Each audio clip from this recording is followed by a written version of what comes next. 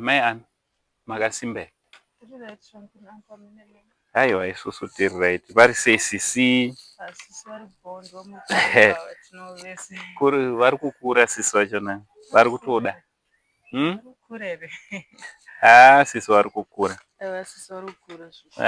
Totenda.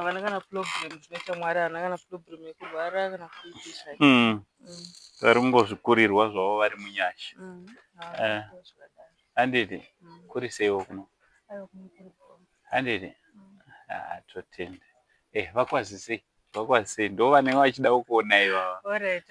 Ndo vandotozoita ndada kusuwai guys aiwa tiripo zvangu kana mimuripo ndinofara chose ameno imi ndini mai anovacho ndadzoka zvakare nhasi naangu wangu. Saka upenyu huri sei? Muri kuenda kuchechi? Chechi tiri kuenda asande ndakazongoita nungo ndarara zvangu namwana wangu.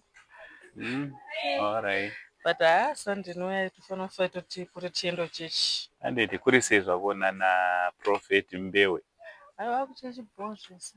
Handiti nehama dzenyu dzekuchechi? Kuchechi kunonakidza. Hama dzedu dziripo tinadzo vamwe vavakidzani vangu vandinawo zvangwa. Handiti beta. Tikati tidzoke futi, tikati timbouya nekagrosari kekuti mai anovabatsirikane nasisi vedu ava.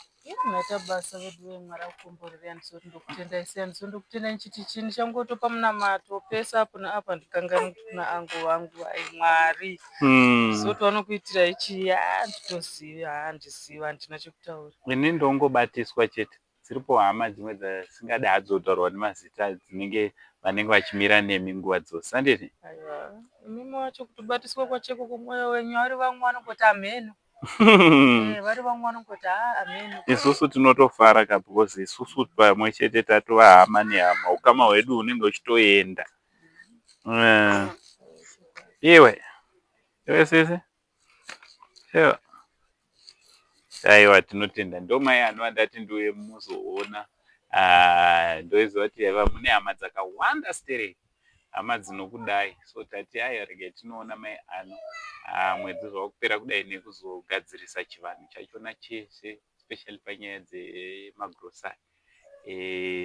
Mwedzi unoyu ndo mwedzi I think wepesira patakabhadhara patakupinda. Handiti ndizvo? So kutanga mwedzi unouya because pane patova nechi 5 weeks. It should be 8 weeks. Ameno imamu zvizive. So by next month iyo vanenge vachida kubhadhara panapa munongotibata mobatana namai ano kubhadhara marentals nemagrosaries kusvika anoaita asimba. But chikuru sei mai ano vanoda kuti vazotanga kabhizinesi kavo panguva pfupi inotevera. So vanoda kubatsirana namai ano kuti vange vari vanotangawo kabhizinesi. Makasununguka kunge muri munotibata kuti zvinge zvinoita sokudaro. Handiti? Iwe baby. Hello. Chivhura ziso hwani kudaro. Chivhura ziso hwani kudaro.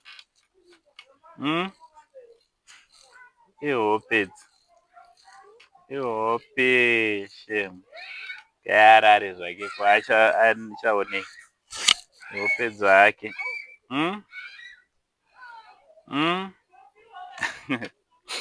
Yeah, so hama dzangu. Thank you very much. Continue supporting me. Continue kuradza rudo rwenyu, especially pamaprograms edu ese on Saint TV. From Uncle Saint, the only Zima for now it's much. But Sunday. Pane company yakandigezesera mota yandodoti munge muri munosupportawo. Vakomana vanouya kana kubva dzenyu mukada kuti vauye vanotodriva vouya votozokugezerai motikari in and out. Ndakagezerwa motikari ikachena zvisingaite nevakomana vane kaadvert kari kuuya. So ndokumbira kuti muone kaadvert kari kutevera then mozonowa support. Thank you very much mai ano. God bless you. All right. Goodbye vanhu veZimbabwe. miss you. Ano vapese kuona ano yesu anze kudiko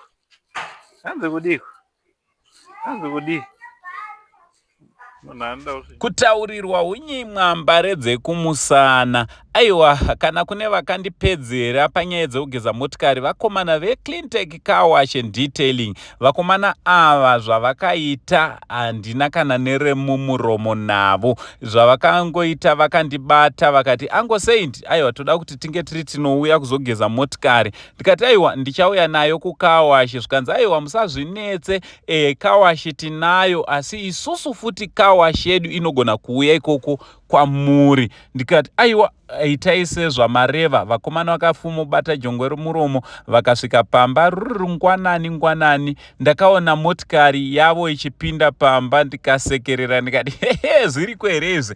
Zvikanzi aiwa ango zviriko. Vakomana vakanga vakagadzirira motikari yavo. Mumotikari mavo makanga muine chese chinoshandiswa kana kuri kugeza motikari. Vakasvika vakatanga kugeza motikari, vakatanga kuita zvinoita kuti motikari inge iri inochena. Motikari yakagezwa zvekuti ndakashayiwa nepekutangira, ndakashayiwa neromumuromo. Motikari iyi ndakanga ndatozvigamuchira kuti haichachene, imotikari yandiri kushandisa kuenda kupi nekupi, imotikari inoita zvese. Asi vakomana vakazviramba zvikanzi toda kuisiya yave inyowani motikari iyi. Aiwa motikari yakagezwa vakomana, ndikaona motikari yave seitsva. Zvayakanga iri motikari iyoyi ichiri inyowani patakaitenga, ndizvo zvayakadzokera kuita zvakare mushure mekunge yabatwa nevakomana veCleantech Car Wash and Detailing. Aiwa ndakati funga kuti pamwe zvichaperera panze, ndakaona nemukati zvakare madzokera kuita semutsva.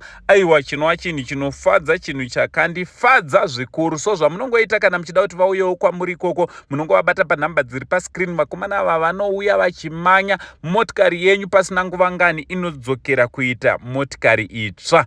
Cleantech Car Wash and Detailing, idzi ndidzo nyanzvi pabasa rekugeza motikari.